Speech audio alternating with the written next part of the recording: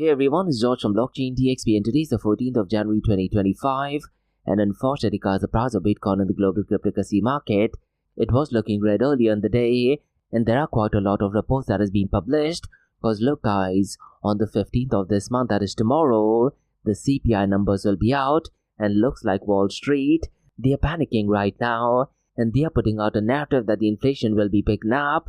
Now to be honest guys, the inflation need not necessarily pick up pace, but look, a lot of notorious traders as well as whales, they want to go ahead and create panic in the market and they are the ones who are driving down the price of Bitcoin and cryptocurrencies. And what will eventually happen guys is, as and when the prices go down, some of them would have gone short in the recent past, and at the same time guys, once the prices go down, these notorious traders and whales, they are the ones who go ahead and acquire Bitcoin and cryptocurrencies at a low price. And as one of my favorite YouTube influencers, that is CryptoVirus, often says, whenever there is a dip, think of it like a gift. So these are unfortunately some of the dangers in the cryptocurrency world as well. But look guys, whatever I'm saying is definitely not financial advice. Now the only good thing I can say is if you look at the volume of stable coins, this is definitely pumped up since the last 24 hours. So we'll definitely take a deep dive into this. Now all this thing being said guys, one thing which is consistent is the Bitcoin network. And every 2016 block, the Bitcoin mining difficulty gets adjusted. And the Bitcoin mining difficulty has increased once again consecutively for the 8th time. So in today's episode, we'll definitely go ahead and discuss this. And look guys, I'm launching a new platform called as Bitcoin DXB.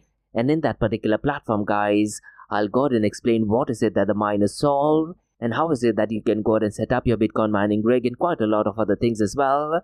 So definitely keep an eye on my new project that is Bitcoin DXB. Now in the world of stablecoins guys, there is a massive announcement. And Tether, they are relocating to El Salvador and they've recently acquired a license called as DXB provider, that is Digital Asset Service Provider in El Salvador. So I'll go ahead and discuss more information regarding this. Now there is an interesting partnership guys, and this is between New York Department of Financial Services and the Bank of England, and this is an exchange program, and I'll go ahead and discuss where does cryptocurrency fit into this, because regulators of New York and London guys, they will be exchanging the stuff for 6 to 12 months. Really interesting move. And this is applicable only for the New York Department of Financial Services as well as employees from the Bank of England. But nonetheless guys, it is definitely great that they're exchanging ideas. Now the final news guys is kind of like a partial victory to Coinbase and more of a loss to SEC Chair Gary Gensler. And what has happened is, a federal court has ordered the United Securities and Exchange Commission to go ahead and give explanation as to why they have refused to establish clear rules.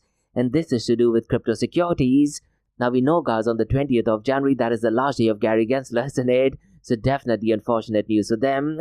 But look guys, with the new administration, things are definitely looking good for the price of Bitcoin and cryptocurrency. So quite a lot to cover guys in today's episode. And like we do in every Crypto and Coffee 8 series, we will be looking at 2 news from Dubai, UAE and the Middle East. And the first news guys is definitely a massive news. And this is to do with Hashkey. And they have received in-principle approval for Dubai's Virtual Asset Service Provider license. So I'll go ahead and give out more information regarding this. Now the second news guys is connected to artificial intelligence and Hello AI. They have raised $6 million to impact brand creator collaboration. So I'll go ahead and give out more information regarding this. So quite a lot to cover guys in today's episode. Let's kickstart with it right away. Thank you to our sponsors for being part of the Blockchain DXB journey. Firstly, Advanced Media.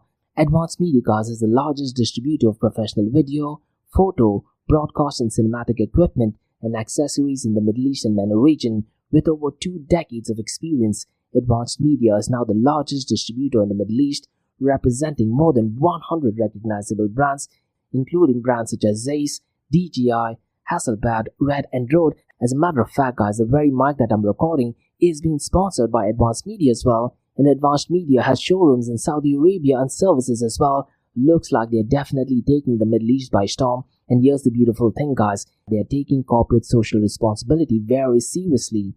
And they're focusing on 3 P's, that is people, planet and prosperity. Now listen guys, if you do want to find out more information regarding the statement of corporate social responsibility, check out the website, that is www.amt.tv. And here's the beautiful thing guys, they also want to be a leader and set an example and reputation as a pioneer and member of the community.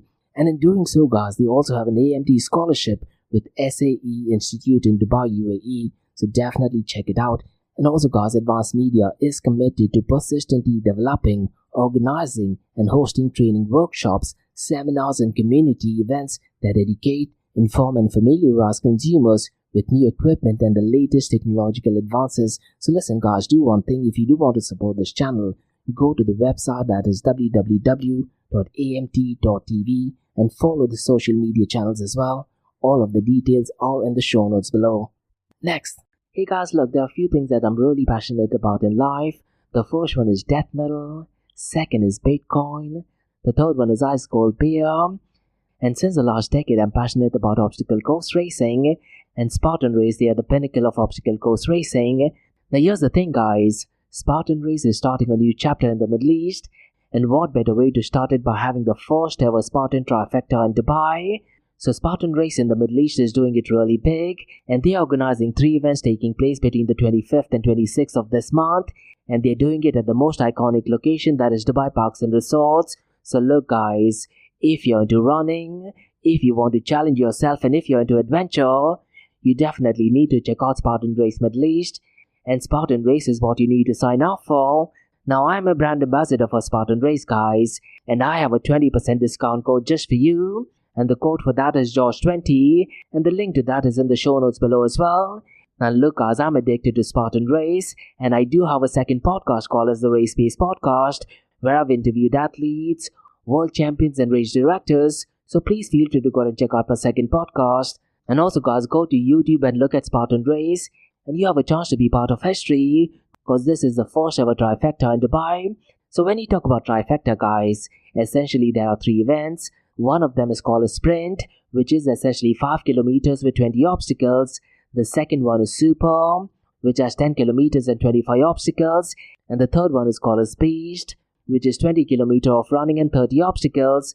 So look guys, if you want to overcome your obstacles, want to go out and challenge yourself, sign up for Spartan Race in the Middle East, and the discount code is George20, and the link to that is in the show notes below. So see you guys at the event. Next, Startup OI is global one tech platform for tech. It offers global high-paying tech jobs with flexibility in working time and location, global free tech events, and tech networks to connect with global like-minded engineers.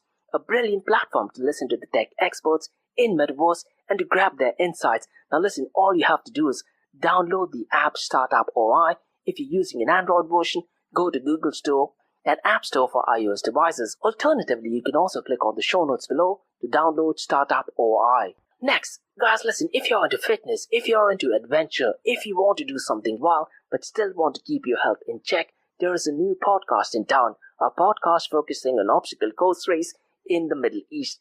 The podcast is called the Race Space Podcast. So check out the Race Space Podcast across all leading platforms. And the Race Space Podcast is a peer-to-peer community-driven podcast where they talk all about obstacle course race in the Middle East, from Sandstorm to Spartan Race, from Tough Mudder to Desert Warrior Challenge, and also the Government Gov Games, and quite a lot more. The podcast has interviews with athletes locally and internationally to get inside scoop on how athletes prepare for obstacle course race. In the podcast, they also talk about interesting stories on why they are motivated to do obstacle course race. And that's not all. They also plan to release 7 NFTs. And these NFTs are no ordinary. These NFTs will represent every emirate in the UAE. And listen guys, these NFTs are going to be absolutely massive. So do one thing, go to Spotify, go to iTunes, go to any leading podcasting platform, check out the Race Space Podcast across all leading platforms. And finally guys, not your keys, not your crypto. If you have dabbled with cryptocurrencies and now are seriously getting to protect your cryptocurrencies, there is no better way to protect it by using a hardware wallet. And this is where Ledger Wallet kicks in. And Ledger Wallets are hardware cryptocurrency wallets made by Ledger, a company headquartered in Paris, France. And Ledger's hardware wallets are multi-currency wallets that are used to store private keys for cryptocurrencies offline. And Ledger offers 2 hardware wallets, the Ledger Nano and Ledger Nano X wallets. They are world-class experts with extensive crypto security backgrounds. They continuously look for vulnerabilities in Ledger products in a constant effort to improve the level of security. Now, in today's world, securing these digital assets is a critical challenge, and this is where Ledger kicks in. So click the link below to buy your hardware wallet and support this podcast. It is a brilliant way to support this podcast. So what are you waiting for? The link is in the show notes below. Now guys, since you've taken care of that, let's kickstart by looking at the global cryptocurrency market. Now if you look at the prices guys, right now the global cryptocurrency market is around the $3.29 trillion. But just few hours ago guys, the prices of Bitcoin did actually go down, and on certain exchanges, the prices was well below the $90,000 mark, and there was kind of like a temporary panic in the Bitcoin world. But looks like since the last few hours, the prices of Bitcoin and other cryptocurrencies have been pumping up. But that thing being said guys, the global cryptocurrency market is down by 2.11% since the last 24 hours. But here's the positive thing guys, if you look at the total cryptocurrency market volume since the last 24 hours, it has actually pumped up, and right now it is at $176.05 billion. Now what you need to do is guys, you need to compare this with the volume of stable coins, and because the volume of stable coins is increased, I'm kind of content with what is going on in the cryptocurrency world. Cause guys, based on the matrix, looks like people are not selling the cryptocurrencies and converting them into fiat currencies. Rather, they're converting them into stable coins, which just means that after the CPI numbers are announced, there is a very high possibility that these stable coins will be converted back into Bitcoin and cryptocurrencies. And with President Donald Trump getting sworn in on the 20th of this month, I definitely do feel that the prices of Bitcoin and cryptocurrencies will be pumping up. But look guys, whatever I'm saying is definitely not financial advice, and make sure you go and do your own research. Now if you look at the total cryptocurrency market volume guys, in comparison to the last 24 hours, it is actually up by 146.19%. But one matrix which is not improving at all, that is the volume of decentralized finance, and today it is well below the $10 billion mark. It is only at $9.69 billion, and DeFi guys as of today is accounting for only 5.50% of the total crypto market 24-hour volume. And if you look at the total value locked guys, since the last week or so it has been on a downtrend, and today the total value locked is down to $114.58 billion. But Lido is still dominating so far as TVL or total value locked is concerned, and the total value locked is $30.12 billion.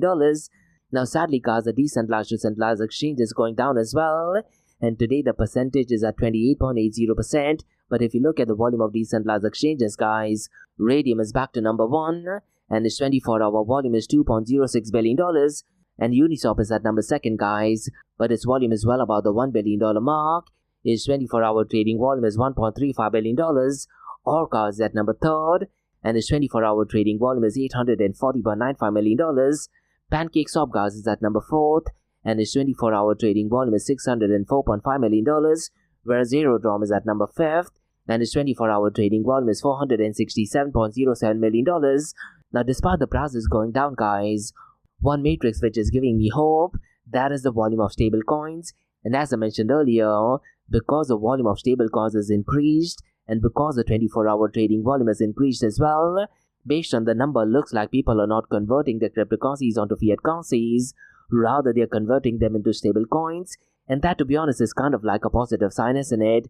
And I'm pretty much sure guys, after the CPI numbers are out, things might be looking good for the price of Bitcoin and cryptocurrencies.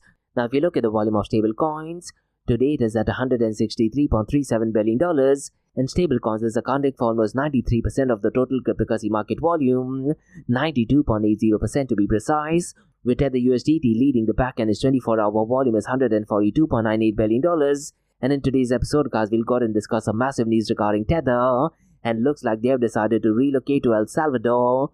Really interesting move in my honest opinion.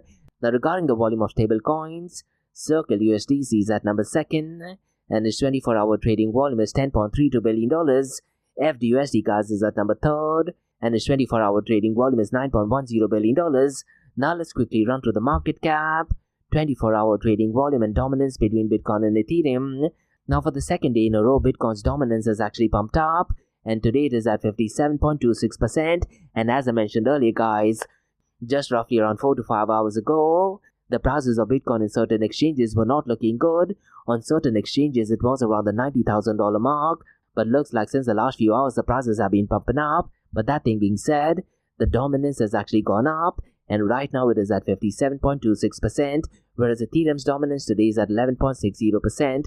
Now if you look at the 24-hour trading volume guys, as I mentioned earlier, the 24-hour trading volume has pumped up, and Bitcoin's 24-hour trading volume is $72.51 billion, whereas Ethereum's 24-hour trading volume is $39.48 billion. Now surprisingly guys, based on the timing when I'm looking at these numbers, The market cap of Bitcoin is exactly the same as yesterday, but look, if you go and look at the market cap after a few hours, I'm pretty much sure the market cap will show something different, isn't it?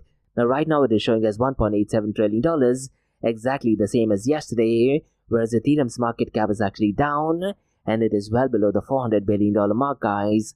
It is at $377 billion. Now this entire week, guys, I'm going ahead and looking at some metrics regarding decentralized applications, and in yesterday's episode we looked at the top 5 decentralized apps across all different blockchain protocols, but I was looking at a very specific metric. In yesterday's episode we were looking at the number of transactions taking place, but what I want to do in today's episode, I want to look at the fiat value of incoming token transfers, and this would be more in terms of dollar amount, and there are different ways to go ahead and interpret this data, to be honest. So what I'd really recommend you to do is, guys, go to dappradar.com and look at these numbers from a different point of view, because you look at it from the number of transactions, Radium is clearly number 1 by a really long margin, but if you look at it in terms of dollar amount, guys, Uniswap version 3 is at number 1, and I'm looking at the fiat value of incoming token transfers to the dApp smart contract over a period of time, and this I'm hoping is a number for 24 hours, because Uniswap's volume, guys, is at number 1, and in terms of dollar amount it is $5.77 billion.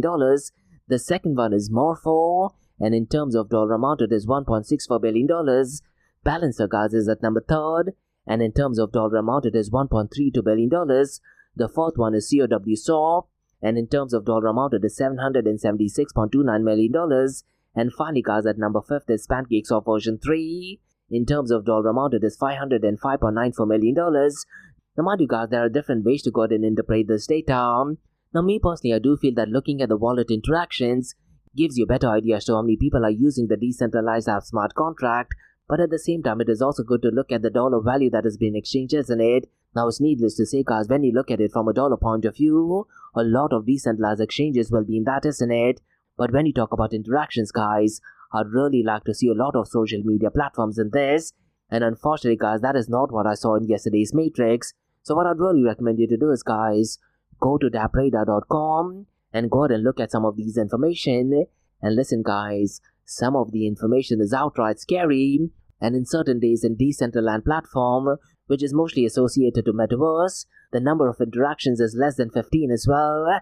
That is absolutely scary in my honest opinion. Now I'd really like to see this number in thousands or if not hundreds of thousands, to be completely honest, because look, when you talk about decentralized apps, guys, we are talking about apps, let's say, like Tinder, Instagram, or LinkedIn to be working on blockchain protocols. Unfortunately, I'm not seeing any mainstream decentralized apps, at least as of now. Let's see, guys, in a decade's time we may be able to see that. Now, guys, let's go ahead and look at the king of all kings, that is Bitcoin. And the price of Bitcoin right now is $94,499. And since the last 24 hours, it is down by 0.89%. But since the last 7 days, it is down by 7.42%. Ethereum, guys, has taken a massive hit since the last 24 hours. It is actually down by 5.21%. And the price of Ethereum right now is at $3,135. And since the last 24 hours, it is down by 5.21%. And since the last 7 days, it is down by 14.74%. XRP or Ripple, guys, is at $2.54. And since the last 24 hours, it is down by 0.02%. But since the last 7 days, it is up by 5.58%. Now look, guys, tomorrow the CPI numbers will be out, but the report will be published later in the day in Gulf Standard Time. So what I'll do is, guys, in the episode that are released on the 16th, I'll go ahead and explain what the CPI numbers are, and I'll also go ahead and explain how inflation is calculated as well. But in the meantime, guys, the only recommendation is go ahead and look at the Bureau of Labor Statistics website, and the website is www.bls.gov, and that is the only website we should be looking at so far as inflation is concerned. Now regarding today's episode, guys, let's go ahead and discuss Bitcoin's mining difficulty. And Bitcoin's mining difficulty has increased for the 8th consecutive time, and this is driven by rising hash rate. Now it's really important to note, guys, similar streaks of positive adjustments did actually occur during 2018, and that was during the bearish market. But in 2021, guys, a similar pattern was observed, but this time it was during the bullish market.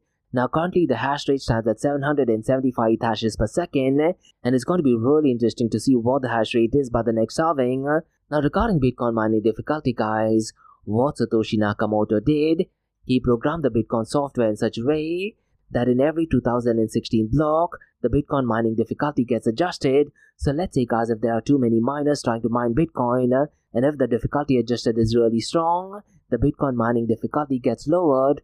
But let's say if the Bitcoin mining difficulty is low, every 2016 block, which is approximately 14 days, the Bitcoin mining difficulty gets increased. But what has been happening since the last few months, guys, a lot of miners are trying to add into the pool, and looks like a lot of resources are being used to go ahead and mine Bitcoin, and the system is kind of acknowledging that it is kind of easier to go ahead and mine Bitcoin, and because of that, every 2016 block, the Bitcoin mining difficulty is getting stronger and stronger. So it also means a lot of people are actually putting heavy investment in going ahead and mining Bitcoin.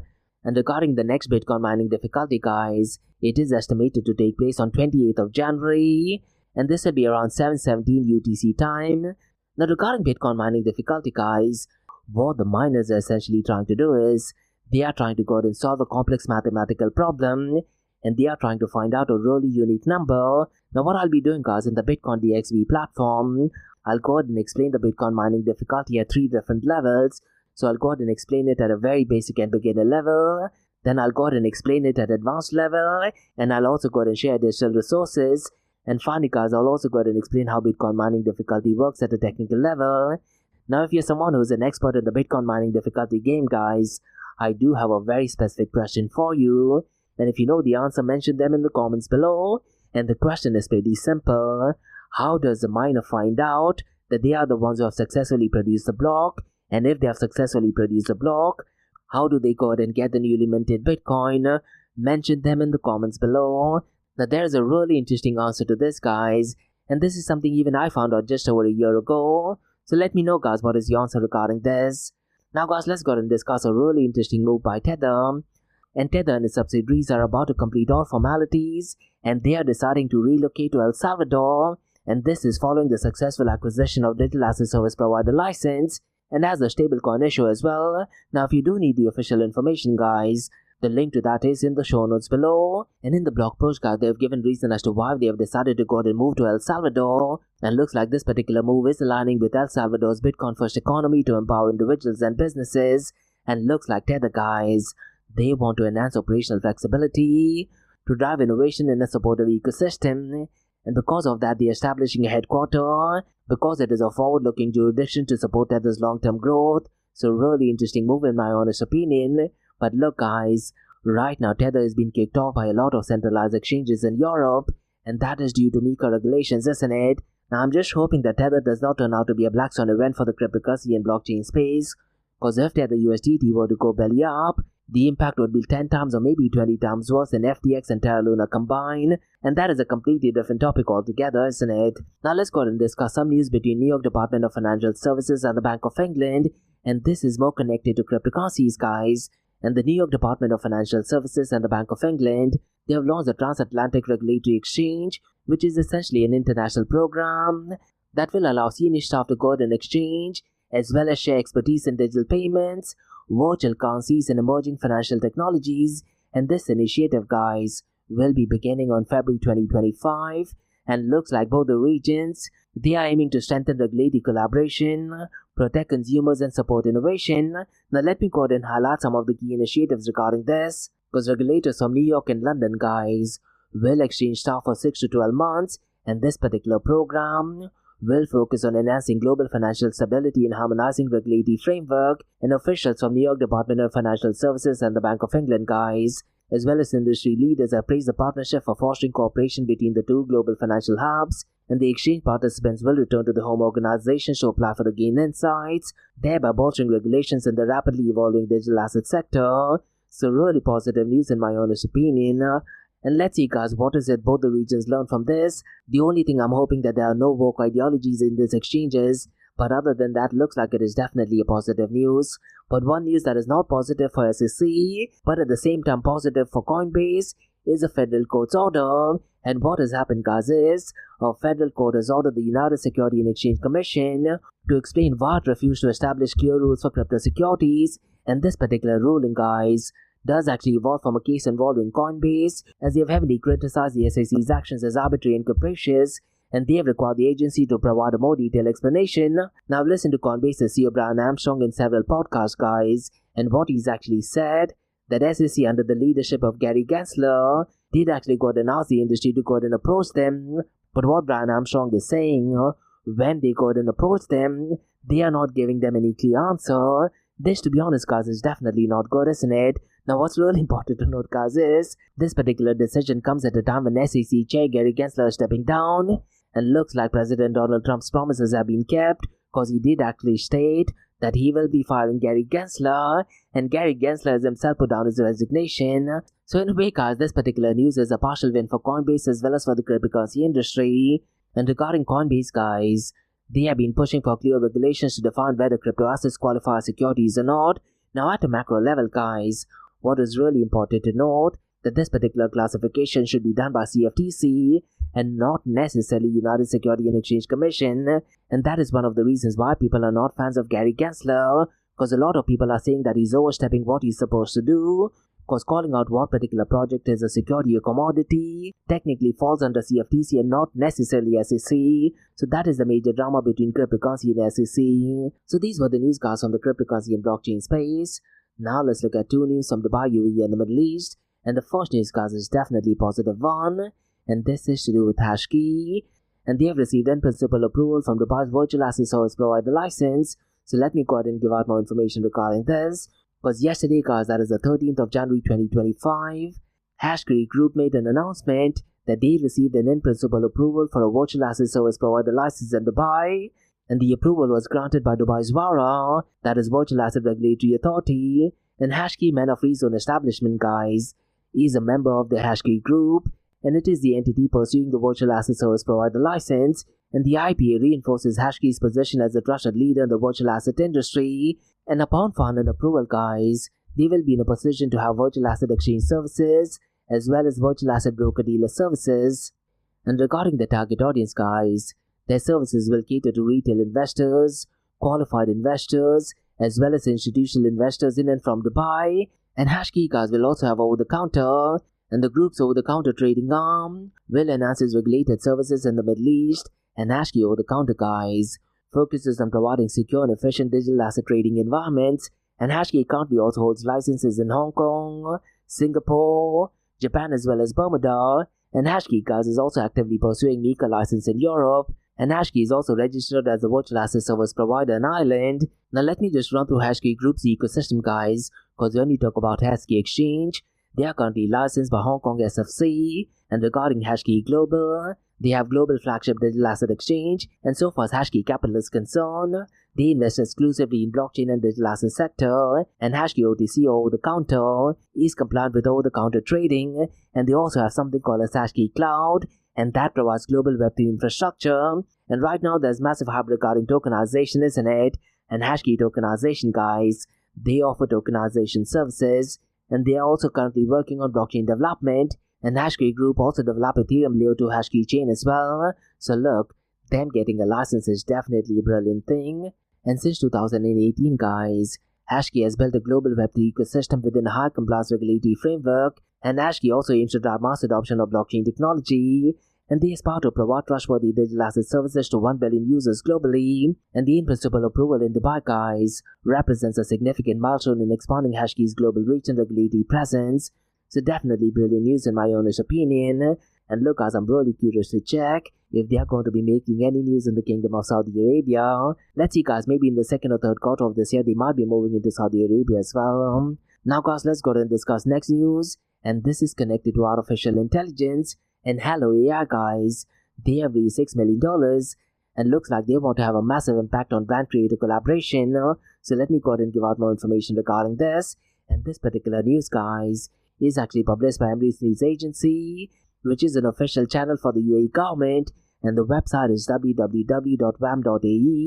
that is W for water, A for alpha, M for mother.ae, and the news essentially is that Hello AI, they have raised $6 million in seed funding round, and this was announced yesterday as well, that is the 13th of January 2025, and this particular round, guys, was led by Raid Ventures and Sharuk Partners, and it included former executives from Snapchat, Microsoft, Airbnb, Amazon, and early backers from gaming industry unicorns. And this particular announcement, guys, was part of the 1 billion pitches competition during the 1 billion follower summit, which was a massive event taking place over the weekend.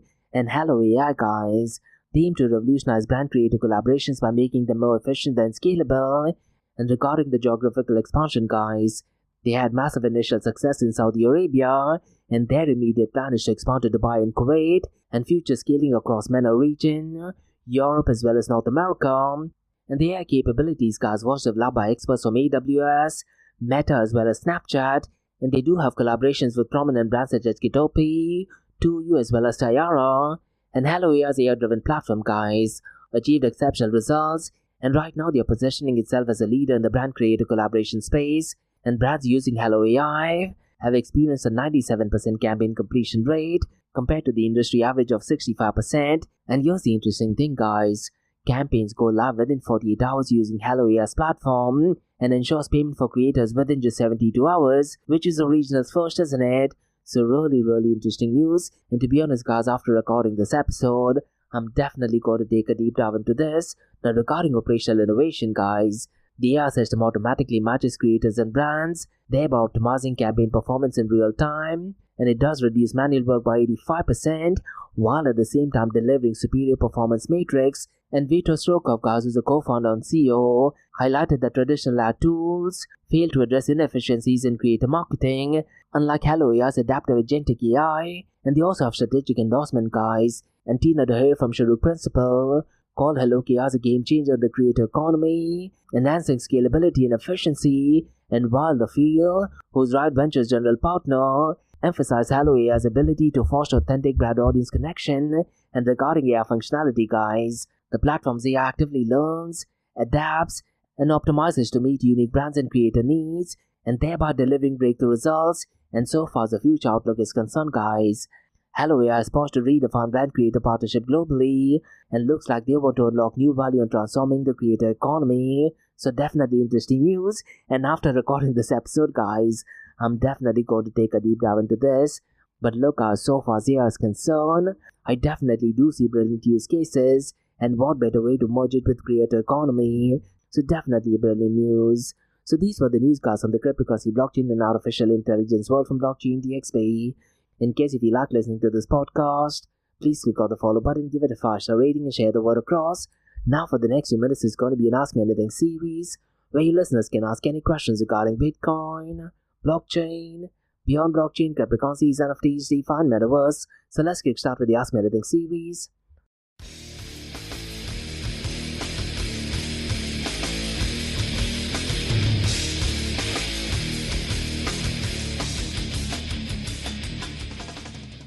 Hey everyone, it's Josh from Blockchain DXB, listening to the Ask Me Anything series, where you listeners can ask any questions regarding Bitcoin, blockchain, beyond blockchain, cryptocurrencies, NFTs, DeFi, and Metaverse.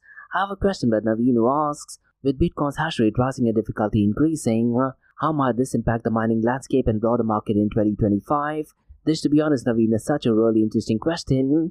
And there's always this massive trend that is observed after the halving. Now what happens is, after the halving, the newly minted Bitcoin is reduced in half, isn't it?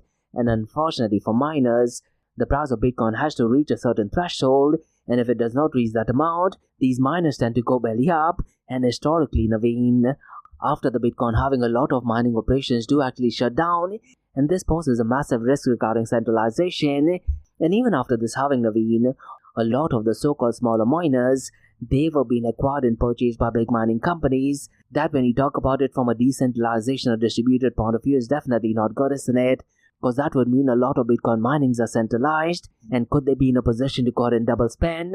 There's always this massive threat, and with President Donald Trump getting to sworn in, he wants a lot of Bitcoin miners to have their base in the United States of America, and Phoenix Group has expanded in US as well.